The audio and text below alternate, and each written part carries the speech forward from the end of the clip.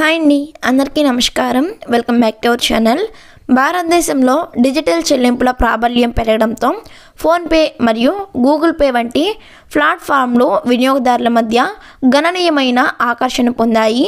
వాటి జనాదరణ ఉన్నప్పటికీ ఫోన్పే మరియు గూగుల్ పే రెండు ఇప్పుడు ఆర్బీఐ నియంత్రణ రాడార్లో ఉన్నాయి. ఇది అటువంటి నియంత్రణ చర్య వెనుక గల కారణాలు మరియు వినియోగదారులకు దాని సంభావ్య చిక్కులు గురించి ప్రశ్నలు తలెత్తుతున్నాయి. భారతీయ మార్కెట్లో ఫోన్పే మరియు గూగుల్ పే ఆధిపత్యం గుర్తించబడినది.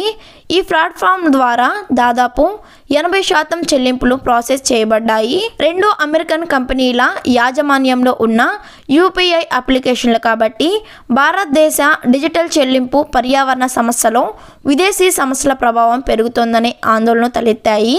ఈ ఆందోళనకు ప్రతిస్పందనంగా ఫోన్పే మరియు గూగుల్ పే ఆధిపత్యాన్ని నిరోధించే చర్యను ప్రభావం పరిశీలిస్తుంది.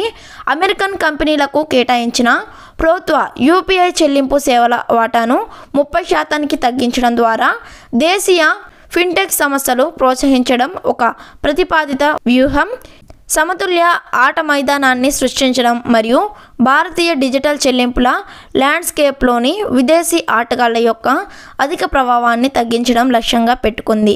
సో చూసారు కదా వ్యూవర్స్, ఇలాంటి ఇన్ఫర్మేషన్ వీడియోస్ కోసం మన ఛానల్ని సబ్స్క్రైబ్ చేసుకోండి. వీడియో నచ్చితే లైక్ చేయండి. ఇన్ఫర్మేషన్ అనుకుంటే మన ఛానల్ని సబ్స్క్రైబ్ చేసుకోండి.